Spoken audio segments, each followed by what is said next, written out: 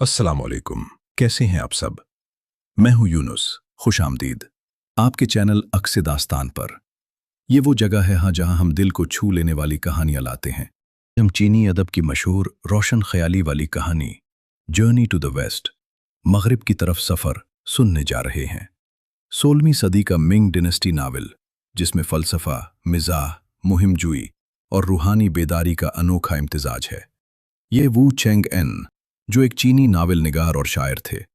ये कहानी का वर्जन लफ्ज़ बेलफ्ज़ तर्जुमा नहीं है, बल्कि असल मतन की रूह, मानी और कलीदी वाक़यात को उर्दू में सादा और दिलचस्प अंदाज में बयान किया गया है। ये AI टूल्स से तैयार किया गया है, इसलिए तलफ़्फ़ुज़ और जिन्स से मुताल्लिक़ कुछ गलतियाँ मुमकिन है।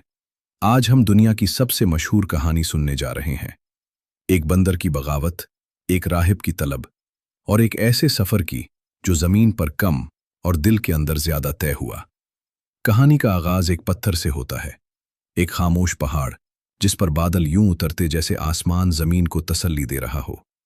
सदियों की तन्हाई के बाद वो पत्थर फटा और उसके अंदर से एक बंदर पैदा हुआ, सन वोकूंग। उसकी आंखों में शरारत से ज़्यादा तजस्सुस था। वो दरख्तों पर दौड़ता, आबशारों के नीचे कहकहे लगाता। मगर जब उसने मौत का नाम सुना तो उसके दिल में पहली बार खौफ ने जन्म लिया। यही खौफ उसकी पहली बेदारी था। इंसान भी अक्सर तब जागता है जब उसे फना का एहसास होता है। वोकूंग अमर होना चाहता था। उसकी ये ख्वाहिश ताकत की नहीं, अदम के खौफ की पैदावार थी। वो उस्ताद की तलाश में निकला, रियाजत की, जादू सीखा, बादलों पर उड़ना सीखा, अपनी शक्ल बदलना सीखा। ताकत उसके अंदर बिजली की तरह दौड़ने लगी। मगर ताकत जब शऊर से खाली हो तो वो रोशनी नहीं, आग बन जाती है। उसने आसमान को चैलेंज किया, देवताओं के दरबार में हंगामा बर्पा किया। उसे लगा कि आज़ादी का मतलब हर हद को तोड़ देना है। मगर जल्द ही उसे एहसास हुआ कि हद तोड़ने वाला आखिरकार खुद टूट जाता है। बुधा के सामने उसका गुरूर रेजा रेजा हो गया। 500 बरस तक वो पहाड़ के नीचे कैद रहा। यह कैद सजा नहीं थी, आईना थी। वक्त ने उसके गुरूर को खिर्च खिर्च कर उतारा। वो जो खुद को नाकाबिले शिकस्त समझता था, अब खामोशी में अपने ही वजूद से सवाल करने लगा। उसे पहली बार समझ आया कि असल दुश्मन आसमान नहीं, उसका अपना नफ्स है। दूसरी तरफ एक राहिब पैदा हुआ, तांग सान जांग। उसकी आंखों में नरमी थी, मगर इरादा फौलाद का। वो मुक़द्दस सहीफे लेने मगरिब की तरफ निकलना चाहता था, ताकि इंसानों के दिलों में रोशनी ले आए। उसके सफ़र के लिए मुहाफिज दरकार थे, और यूं कैदशुदा बंदर को आज़ादी मिली। मगर यह आज़ादी पिछली आज़ादी जैसी न थी। अब उसकी ताकत को इताअत में ढलना था। अब आज़ादी का मतलब बगावत नहीं, जिम्मेदारी था। सफ़र शुरू हुआ।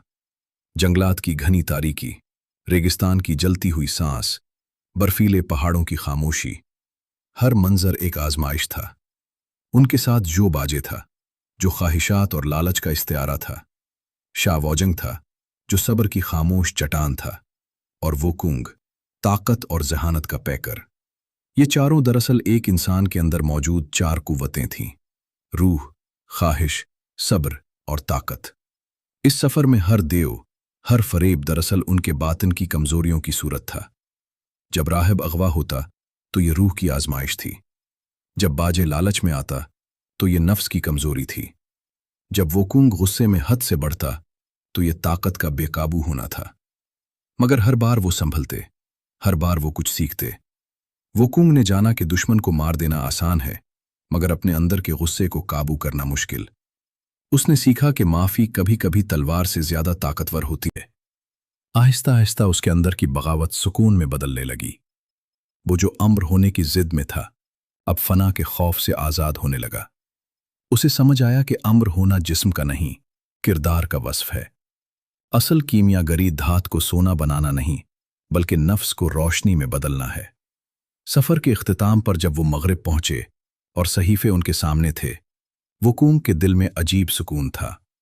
उसने महसूस किया कि असल ख़जाना ये किताबें नहीं, बल्कि वो सफ़र था जिसने उसके अंदर के तूफ़ान को दरिया बना दिया। जो बंदर कभी आसमान को ललकारता था, अब आसमान की वुसअत को समझने लगा था।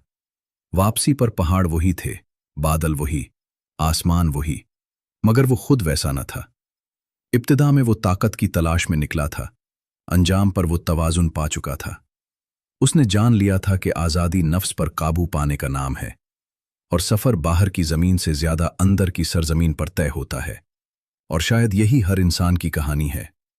हम सब किसी न किसी खौफ से भागते हैं, किसी न किसी अम्र होने की ख्वाहिश में जीते हैं, मगर असल सुकून तब मिलता है जब हम अपने अंदर के देव को पहचान कर उसे रोशनी में बदल देते हैं। दोस्तों, ये थी आज की कहानी अक्से दस्ता में। अगर आपने दिल से सुना है तो शायद आपके अंदर भी कोई खामोश तब्दीली जन्म ले चुकी हो। अपना ख्याल रखिए और इंशाअल्लाह अगली किसी अजीम कहानी के साथ फिर मुलाकात होगी।